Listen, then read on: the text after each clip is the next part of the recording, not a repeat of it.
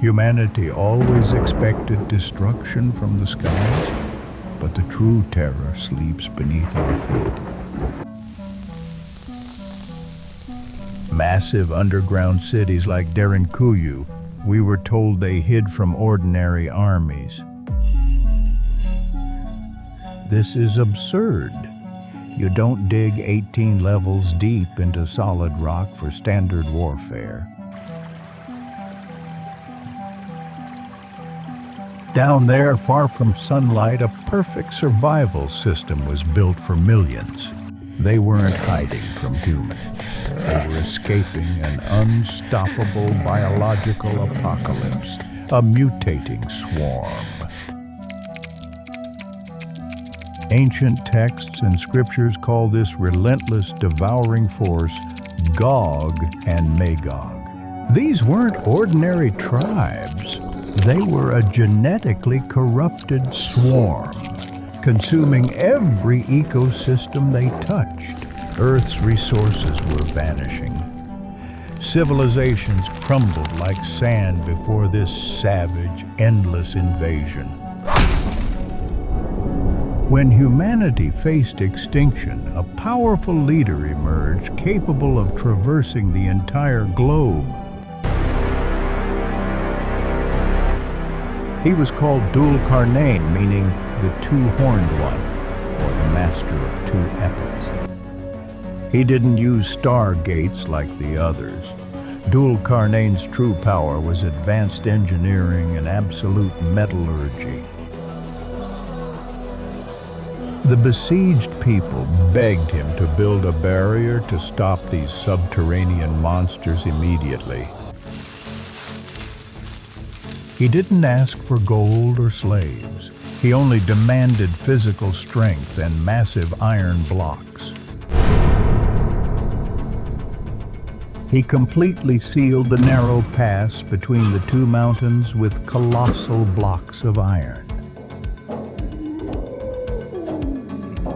But iron alone wasn't enough. He had to prevent that biological threat from corroding it. "Bring me molten copper," he commanded. He poured the glowing liquid over the iron mountain. This was no ordinary wall. The fusion of iron and copper created a massive electromagnetic shield. Today, scientists know that iron and copper alloys create an impenetrable giant Faraday cage. Gog and Magog were sealed behind this technological lock, trapped in the dark depths forever. Life on the surface restarted. Humans forgot the terrifying swarms, dismissing them as mere mythology. But ancient texts clearly warn that this electromagnetic wall will not last forever.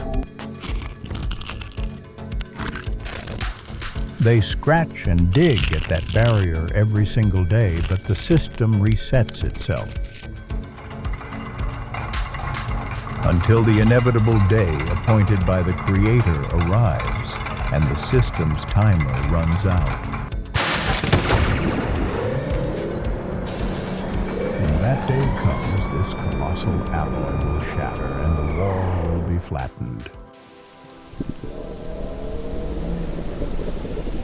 On that day, they will swarm down from every hill and every high elevation. This isn't an asteroid strike. This is a biological apocalypse vomited from inside the planet. But is this just a distant prophecy, or is the wall already beginning to crack today? Earth's magnetic field is weakening rapidly. Poles are shifting, and that giant shield is losing power. The global elite know this shift. Are billionaires building massive underground bunkers by coincidence? They aren't afraid of nuclear war. They know about the ancient threat emerging from underground. Tens of thousands of years old giant viruses are being extracted alive from melting Siberian permafrost. Ancient DNA is being revived in modern laboratories. We are actively waking the sleeping monster ourselves. Gog and Magog don't have to be literal monsters. Perhaps they are a genetic mutation. Could it be a synthetic biological network that hacks the human mind and consumes everything? Dhul-Qarnayn's iron wall was a genetic and frequency-based protection just as much as a physical one. With modern medicine and gene technology, we are breaking human limits, destroying that biological barrier. Under the guise of curing diseases, we are altering human nature, inviting that forbidden race back. Neural chips and synthetic biology, they are all designed to merge us with that ancient virus. Scientists can no longer hide the strange rhythmic sounds echoing from the world's deepest caves.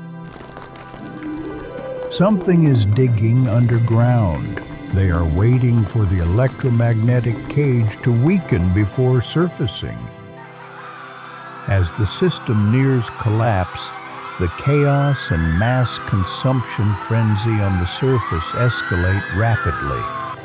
The core trait of Gog and Magog is corruption and consumption, just like today's savage system. Perhaps they are already among us, mind-hijacked modern swarms that do nothing but consume and destroy. But the ultimate physical destruction will begin when that electromagnetic barrier fully collapses. There's no escape. Dhul-Qarnayn didn't fight them with weapons. He sealed their frequencies using advanced technology and divine laws. Today, our minds are completely defenseless. The iron wall in our consciousness was melted by algorithms. Numb masses staring at screens cannot hear the approaching footsteps of that colossal biological disaster. True survival bunkers are not made of concrete walls, but the absolute protection of your spiritual frequency.